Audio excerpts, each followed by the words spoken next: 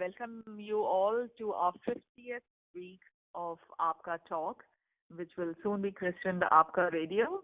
Today we have on our show Mr. Arvind Jha. He's our social media strategist and right now the Madhya Pradesh campaign coordinator.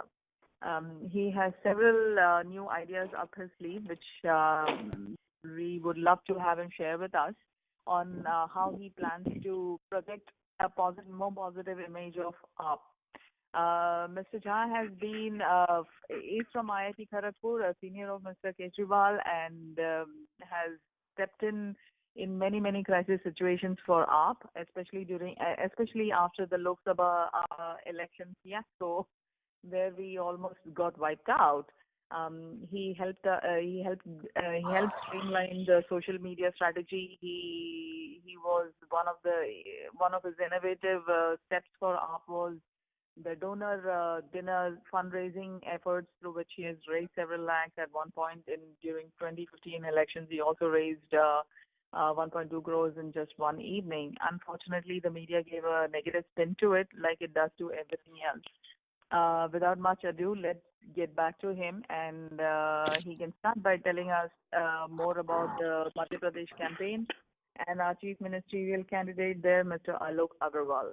Welcome, Mr. Jha. Hey, thanks, Vijay. I got involved with Madhya Pradesh about 4 months ago when I met Alok Agarwal.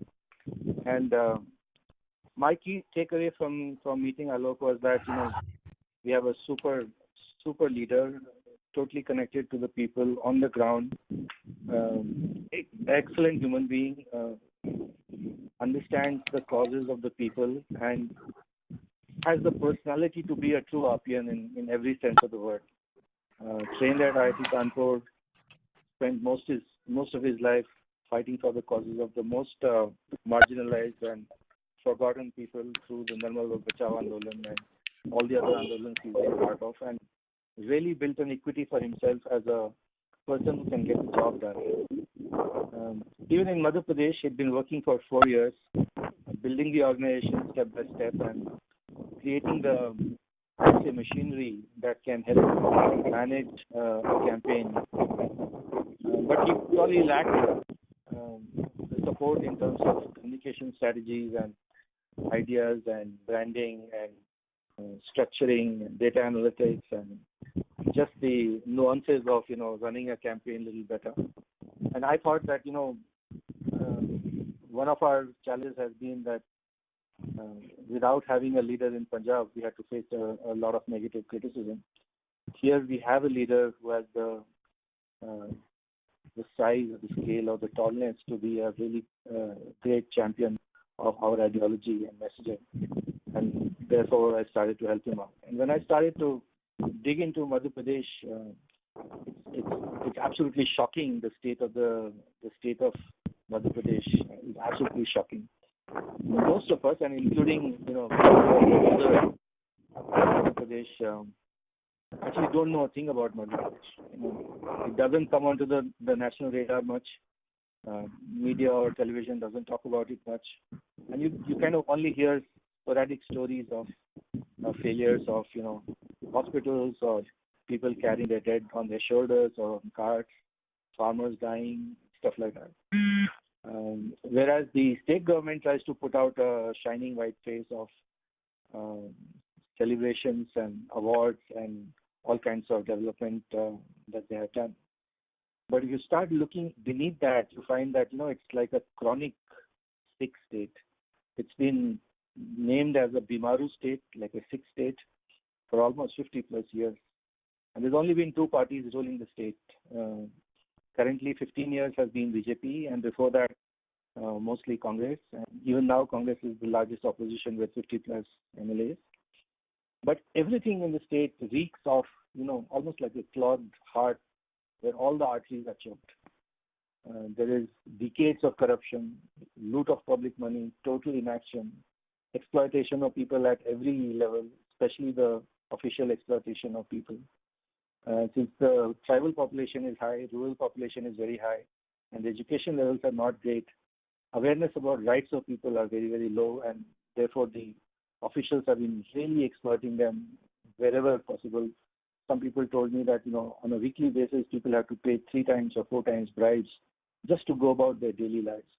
In the last 14 years, the BJP has systematically looted the state.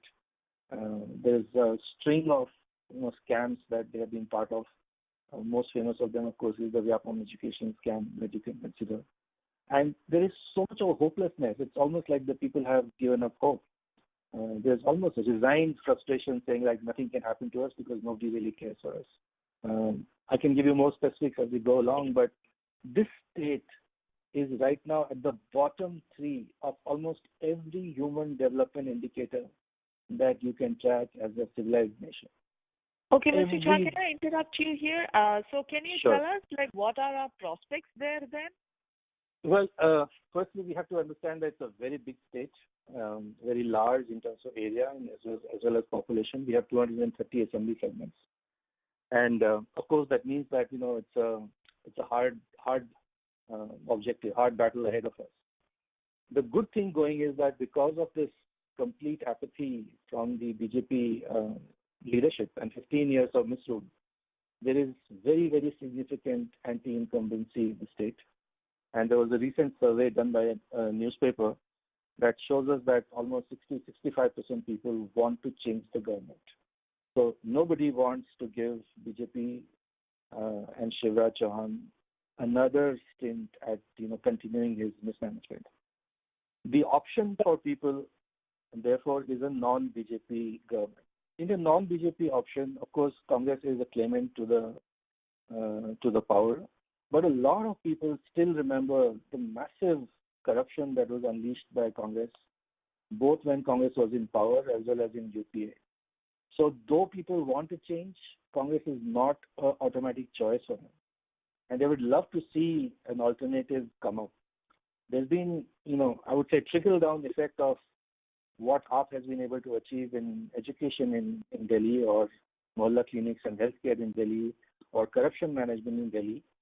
And I think that if you can take these stories to people, as many people as possible, given the limited resources that we have, if you can create the story of the transformation that AAP has been able to achieve, and what Alok has been able to achieve in Narmada by fighting for people, then I think we will have a really good chance. So our prospects right now, of course, we are under the radar of most people. But the local press in Madhya Pradesh, when they talk about alternatives, they do talk about AAP as an alternative or as a trio of alternatives. So Congress, BJP, and AAP is talked about in the same breath. And there was a senior journalist who wrote recently that Congress and BJP would ignore AAP at their own peril.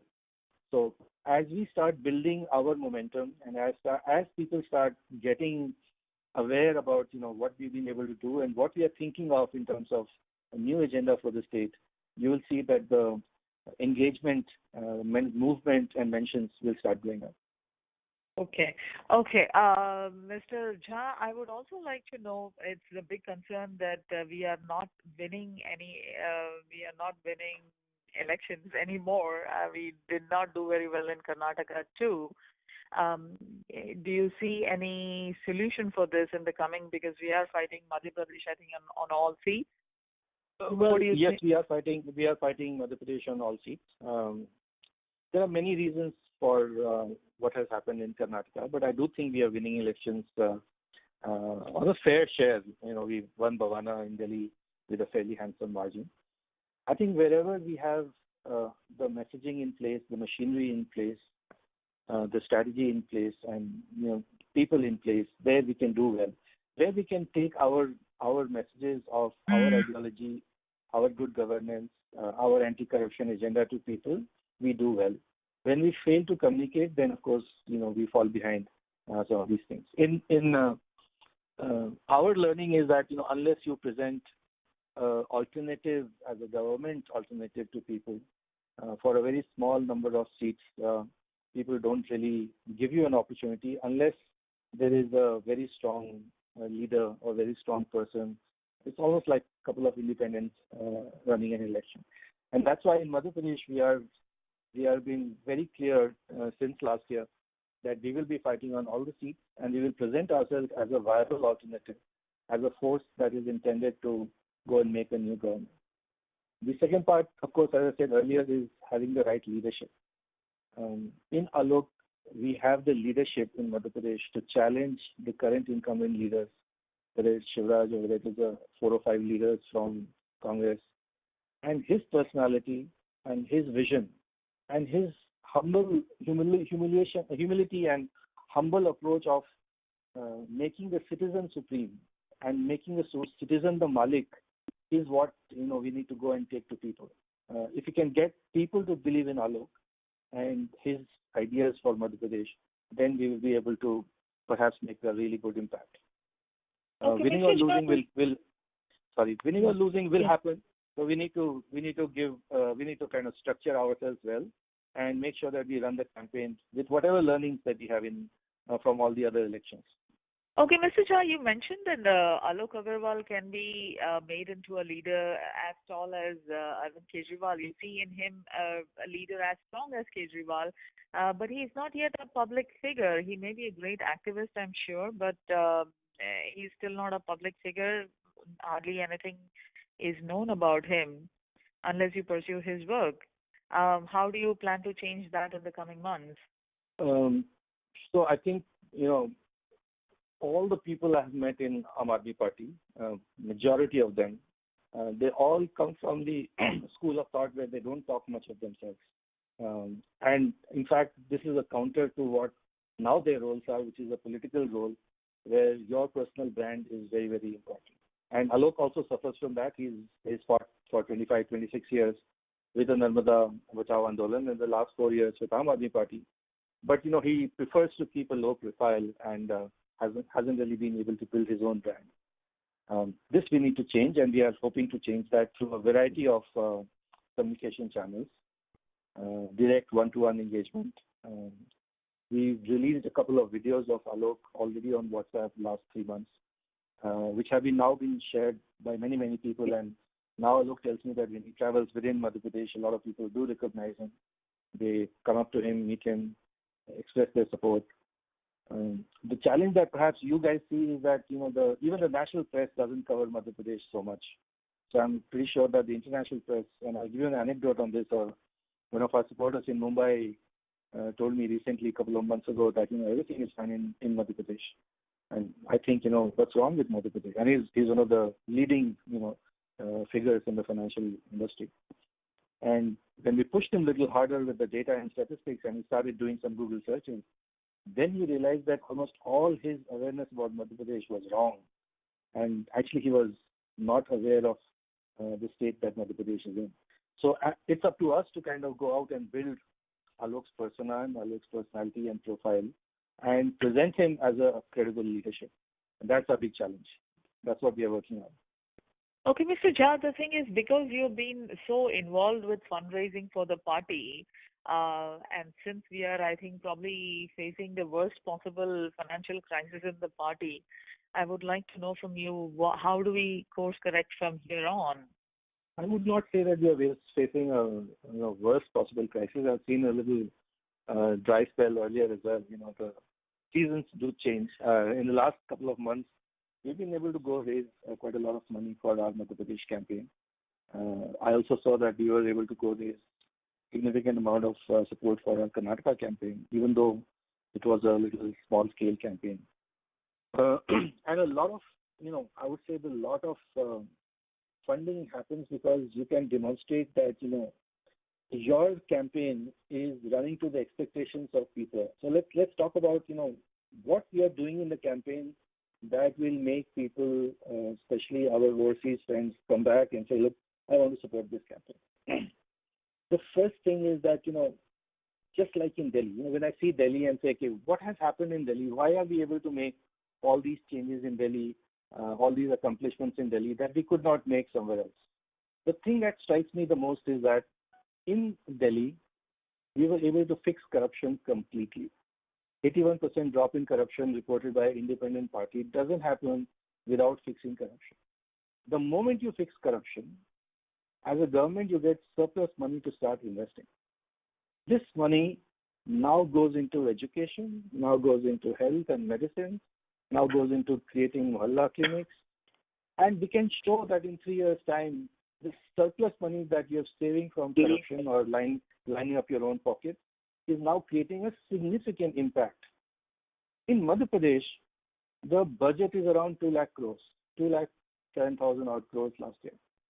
It's a huge budget. And if you imagine that, 30% of this budget is actually getting into corruption or corruption-linked pockets, that's 60, 70,000 crores of money that is being siphoned off from people every year. So we are now working on a program saying, look, let's assume we fix corruption for good. And then we are able to make government a little more efficient. So Madhya Pradesh budget actually can go up to 230, 240,000 crores. Just like in Delhi, we've gone up from 32, 33,000 crores to now 53,000 crores in 3.5 years. We are talking about having 4 lakh, 3.5 lakh to 4 lakh crore additional budget to go and invest in Madhya Pradesh. And where do you want to invest? On basics. In Madhya Pradesh, although it's a power surplus state, 43 lakh households don't have electricity. 90% plus schools don't have electricity.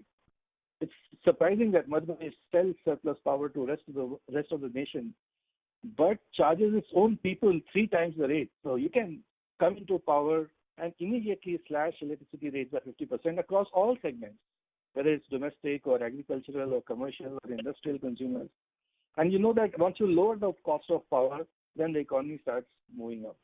There is 40,000 crores of agrarian stress or farmer loans, and 5 farmers are dying every day. And the government does nothing about it except make speeches. We believe that in 3 years' time, one can write off all these 40,000 crores just by fixing the corruption that these guys are indulging in.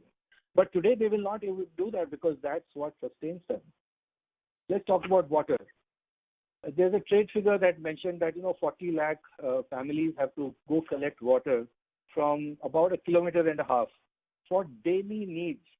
And what does the government do? The government goes and funds toilets under the Swachh Bharat Abhiyan. So people don't have water to drink, and you expect them to use the toilets. So obviously all those toilets are lying decrepit right now. Nobody's actually using them. These are all immense failures because if you don't create the basics, then you can't do this. So our campaign right now is structured about, okay, we are going to have so much of money. Can we hit the ground running? And what we did was we assembled a whole bunch of people who work in the social sector, NGOs, experts in development, a whole bunch of IITians, many of them Alok's classmates and batchmates and alumni. All other, at IIT, IIM type of alumni who've been helping Aam Aadmi Party with lots of ideas in Delhi. And we said, guys, can you give us blueprints across all these major components to tackle? Electricity, agriculture, economy, tourism, water, roads and transport. Can you help us fix the economy of Madhya Pradesh, assuming we have 70,000 crore surplus? And so now we have draft blueprints that we will announce soon, where you will see that Aam Aadmi Party will talk about a solid, positive development agenda, as opposed to the tutu mene that you will hear Congress and BJP talk about. BJP or the current government will talk about their achievements or their jumlas or whatever else they want to call them right now. They will also try to do their communal politics. Congress will talk about, corruption and the fact that the government has failed, but they will not put forward any specific ideas on how the development should be done. And you will see that we'll have specific ideas on how the development should be done. So that's one big differentiator to get people back into the fold saying, look, these guys are on the right track, their compass is on the right direction. The other is how we are approaching the campaign itself. Now, in the past, we've run campaigns, assuming in Delhi, we had a very large door-to-door reach out. And people told us when we went door-to-door first time saying, after many, many years, parties have come to us to talk to us at our houses. Because the election campaigning had moved completely onto the media. Today, the credibility of the media has gone down significantly. And we need to go back to that door-to-door. So Alok has been building a 35,000 plus field team right down to the booth level, where these people will be doing door-to-door surveys for us and take our messages directly into homes. And of course, we can't cover all the houses, all the homes, all the booths. So what we are doing is we are doing a strategy to figure out what are the most likely booths where people who like AAP's ideology reside, and can we target those people who matter most to us? Can we make sure that the likely person who's likely going to vote for AAP can be identified? Of course, through profiling, through demographics, through a little bit of probabilistic modeling, and make sure that we can get the data from them and continually kind of keep approaching them. So there's a whole science of doing profiling of people. There's a whole science of doing persuasion. There's a whole methodology and mechanism of making sure people go out and vote. And we are trying a whole bunch of experiments around that, and I'm happy to share more information, whatever possible. Oh, yeah, okay, Mr. Jha, two questions from this. One is like, are we trying a very different approach in election in our campaigning in Madhya Pradesh? And secondly, would you agree that we have lost our best people to Delhi government, and the party in the process is not doing as well because our best people are now in the government, and the party is struggling because of that? Well, to the first question, I would say, Vijaya, that we are doing perhaps the most structured campaign that we've done for a while now in Madhya Pradesh as a state. And I only compare that to what we were trying to do in Gujarat or what we were trying to do in Karnataka, because I know that many of these ideas we were doing already in Delhi. A lot of these ideas are learned or inherited from what we've already done in Delhi. But we have kind of put a little bit of more structure on it and a little bit of more science on it, or electoral science on it this time. With respect to your second question, it's bound to happen.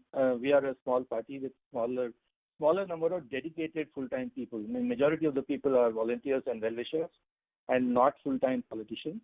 And therefore, there is limited bandwidth or limited capacity. And when you get into government, of course, there is some lack of focus, or some resources get depleted on the party side. And that's the challenge that we all have, to be able to bring in new people, grow the team, build capacity, build bandwidth. I think for some time people are a little skeptical, but now the consistent result that education is delivering, the consistent result that healthcare is delivering in Delhi, and the consistent good words on corruption management in Delhi is now forcing a lot of people to rethink their positions and say, look, whatever we had thought of AAP, perhaps we were too quick to make judgments, and they're doing a good job. They're doing a fine job, and we should look at AAP all over again.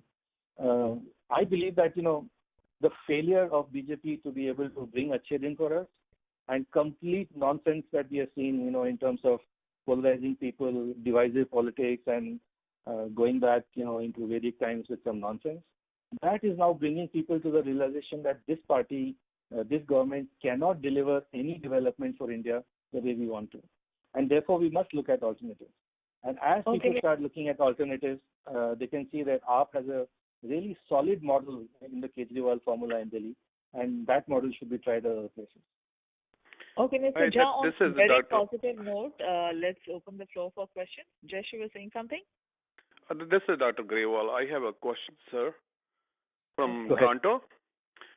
My question is, when we, since 2014, we did a really good victory in New Delhi, and since then, we have a kind of, we have to change some sort of strategy to pinpoint, because if we don't need to compete on 100% of the seats. If we can, whatever the sources we have, what kind of labor, like a volunteer force we have, if we can identify those seats which are winnable, we have to deliver, because perception is very important, sir, because we have to deliver some good result.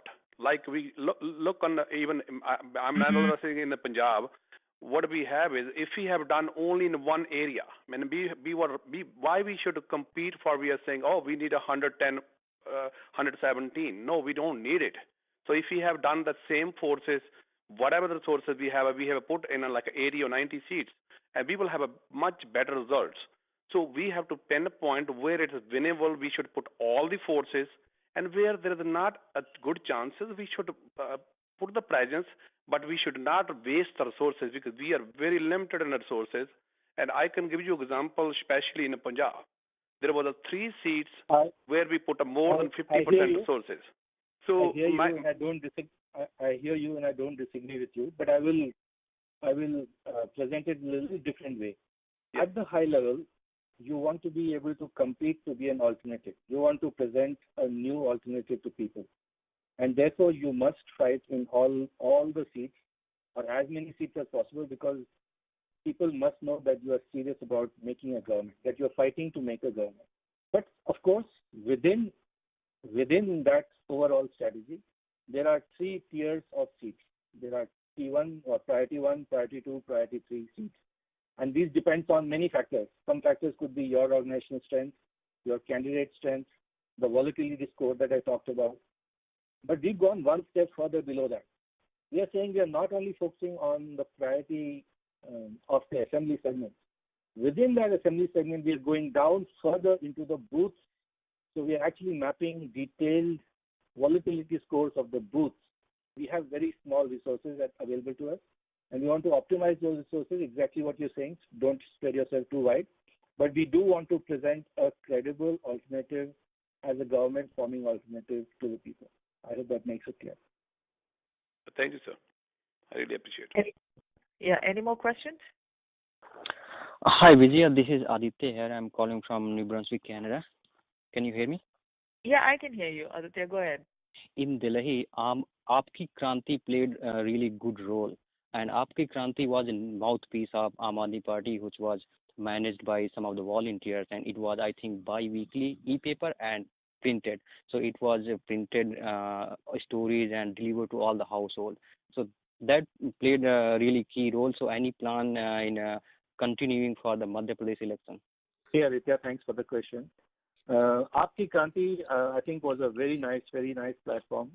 And I think the MP team has already done one release of Aapki Kranti. One of the things that I'm trying to do is, measure every initiative that we do, every communication that we do, find a way that, somehow we can measure what the impact may have been so that we can decide either throw more resources at it or go somewhere else. So we are looking at it as an experiment right now. And if the current experiment or the current release of Aapki Kranti as a paper in the MP shows us the right numbers, then we will spend more resources on that for sure. Okay. And can I add one more thing? Because we lost badly in Karnataka and again in Sahakot in Punjab. So if those people who contested in those constituency can give some important input how to do the campaigning and everything, those inputs might be really helpful in Madhya Pradesh. Very good point. I have all the inputs from the Karnataka team. And to add one last point, it's my last question. So before election start and all the people, they are contacted and asked for the donations, and once election results are out and luckily or unluckily we win or lose. So what happened if we lose? A lot of the volunteers, they disconnect themselves because either we are not contacted back or there's no message from the top level. Like suppose I'm just giving example, Arvind Kejriwal did a appeal for the people to come forward and donate, and we lost the election. And if there is a thank you message or any encouraging message, some kind of emotional connection we need to have with all the donors. Very good point. And I believe that, just after the Punjab election, Prithvi had sent a very nice email. I believe that there is an initiative right now. You will see another mail around Karnataka very soon. Okay. I have this is Dr. Grewal again. I have a question. One question which is,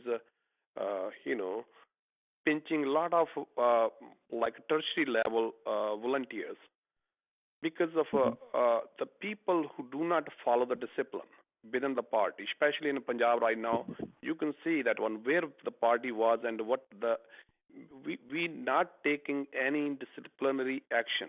That is draining the people's morale, and because what happen is people do not like to donate when they feel there is no leadership, and you can see that one if one person do some mistakes which is supposed to be disciplined, and the next person they dare to do that same thing again. And it's a very bad situation. I give through this media, I would like to give this message to New Delhi that we have everywhere. We know that one what happened when Kumar Vishwashi was, you know that one what happened. Everybody know that one, where we are on that issue. And the same thing that's happening in Punjab. And that's basically what we lose because we have made thousands of calls to the Shahkot area. And the only thing we are listening from them is they cannot trust when you don't have a leader. So first of all, even win or lose, Kejriwal ji have done a wonderful job, and people vote for him, not for anybody else. And even we lose, or we were not basically in Punjab, we didn't lose, but we make a opposition, a good opposition. But since then, maybe the Punjab leadership is not respectful that way or like that, but we have to take a disciplined action because we do not want a weed, because any crop cannot be giving you cannot give you a yield as long as we have some weeds. We have to identify those people who are working against the party, Mr. within the Grewal, I party. think we should allow Mr. Jha to answer. Yeah, yeah, please. Thanks, Yeah, go Vijaya. ahead. Dr. Grewal, thank you for your observation. I have been completely heads down, blinkers on, focused on Madhya Pradesh since February. So I would really focus myself on February on Madhya Pradesh in this call. I will be happy to pass on your message to the team, Punjab team. Well, thank you, Right. thank you, thank you, sir. Mr. Jha, would you can you tell us how some of the new strategies you'll be trying out in Madhya Pradesh for the first time? I believe you want it to be a more professional approach like the way it's done in the US, and we spoke briefly about that. Would you like to throw more light on it? Sure, happy to. So typically, what happens in the US is you do profiling of your voter files. Your voters, you know the voters well, and you try to find out who are the people who are committed voters, deep voters who registered as a Democrat or a Republican, who are the people who are neutrals or floating, who are the people who are mildly possible to influence or persuade, and what their issues are, what their causes are. So you kind of have different buckets of profiles of people, saying sort of, I heard a figure about 300 plus variables of data on every voter. And you try to match known profiles with the voter database to see who are the likely people to vote. So we're going to do that experiment and see how much of that we can localize here. So we've got now about 30,000 people or 35,000 people who've called us on our helplines in Madhya Pradesh saying that they want to be associated with that party. About 10,000 of them have actually gone ahead and said, we will vote for you whatever happens. So what we call, these are hard voters for our Aam Party. Now we are trying to understand exactly what profiles, what demographic profiles, what economic profiles they come from, and how they are dispersed across all the 230 assembly constituencies. And of course, the next step is to say, if we find somebody with pattern A, how many people are there with that pattern A in that constituency, in that booth, and how can we go find them? So you will see a lot of that matching or mapping of profiles happening in Madhya Pradesh. The other thing that we are doing is we are going to be doing continuous polling of people. So we are going to, on a weekly basis, assess what our vote share is.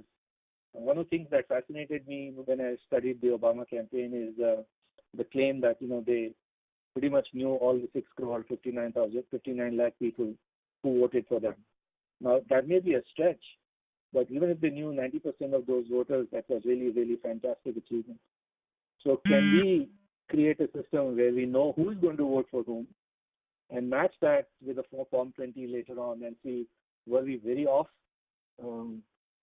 We should not get into a situation where we get very low vote count and we are projecting a very high vote count. So we'll have this continuous IVR-based polling mechanism that we are going to try. And the third thing that we are trying is that, every campaign, when I looked at the Punjab campaign, for example, and we were doing a fair amount of IVR-based campaigns, unfortunately, we were not looking at any analytics from that campaign. And I saw that 90% of those campaigns, people were dropping the IVR call within the first 7-8 seconds. And that should have sent a warning signal to the campaign team saying there's something wrong. Why people are not listening to our campaign. So for us in this campaign, every communication piece that we do, we want to find a mechanism that we can monitor it, we can analyze it, and we can learn from that. And both from a point of efficiency of cost capital, as well as from a point of view of knowing which messages are working and which messages are not working.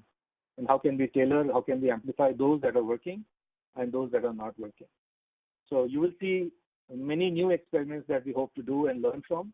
And hopefully those learnings will carry forward into the Lok Sabha elections and most importantly into the Haryana elections next year. How do you see this rainbow coalition that's come together now? Will it affect AAP also as much as it will affect the BJP? Because we cannot be an active member of that coalition.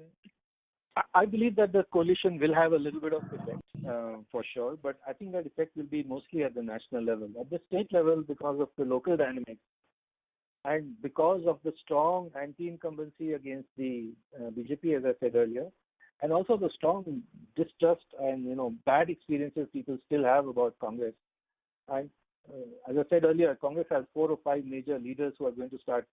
They already have started assuming that they'll all become cabinet ministers and started to fight amongst themselves. It is up to us to take a positive, development-oriented message of empowerment of people and fixing many of the problems of Madhya Pradesh to the people. If we can do our job, we have to play our game, as they say. And not worry about what's happening outside the courts. Our game is that we have a really strong, positive development agenda, solutions for Madhya Pradesh. We need to find a way to take that to people. What we need is help from all our supporters worldwide to empower us and give us some resources. We are already running a fairly efficient, cost-efficient campaign. We'll continue to be very efficient, but the more resources we have, the more people we can reach with that messaging. So we'll focus on our game and let others, I'm not looking at Lok Sabha 2019. I'm looking at Madhya Pradesh 2018. And I didn't talk about candidates, so let me just give you a sense of the candidates and how we are approaching them. About a month ago, we had made an open call for candidates, and it's on the website. Anybody can apply to be a candidate, and the only criteria are the 3C criteria that AAP has been consistently following: no criminals, no corruption in their record, and clean characters they must have. We are not here to kind of fight elections on any caste lines or any religious lines. We want really good candidates who feel that they can do something for the state and who can align with the ideology that we are following and the kind of governance model that we've been able to demonstrate in Delhi. So I think we have about 1,100 people who have downloaded our application form so far, and we expect to see highly professionally trained, highly socially trained, and really committed candidates as we go along. Okay, that's a wonderful initiative. Mr. Jha, would you like to share some more, of your experiences in Madhya Pradesh so far since the time you started in Feb? Sure. I can tell you that, currently we have about 8,900 Mandal Adhyaksh. The Mandal Adhyaksh is somebody who's actually managing a election center. An election center may have multiple booths underneath that. So there's a whole state-wise organization already built up. That's what our election machinery is. And the job of the machinery is door-to-door surveys, pick up the issues of the people, and make sure that they go out and vote. And I think that's what is going to make a difference. And our target is we have 65,000 voting booths. So we need to have at least 2 people. So we are looking at doubling this or tripling this number by end of July. That's what the whole organization is working on. So if you can do that, then we are in the game in terms of going and reaching out to people. There are many challenges. As you know, Madhya Pradesh is what they call media dark. Media doesn't reach there much. Social media also, the penetration is quite low. Phone penetration or smartphone penetration is also quite low. So we do have to fall back on traditional mechanisms of reaching villages. 72% of the population is in the rural areas. So it will take us a fair amount of challenging, I would say, tasks in getting the messages out. But we are committed to trying our best with whatever limited resources we can get. We are looking for support across technology, across communication, across fundraising from our volunteers in the US and overseas. Please do help us. And if you have any ideas and any ability to help us, contact me and I will make sure that I can connect you with your team. And thanks again for inviting me, and thanks for keeping the flag of Aapka Radio flying high. Okay, thank you very much, Mr. Jha. It was a pleasure having you, and I for one learned a lot about Madhya Pradesh, which was again hidden by the media from all of us.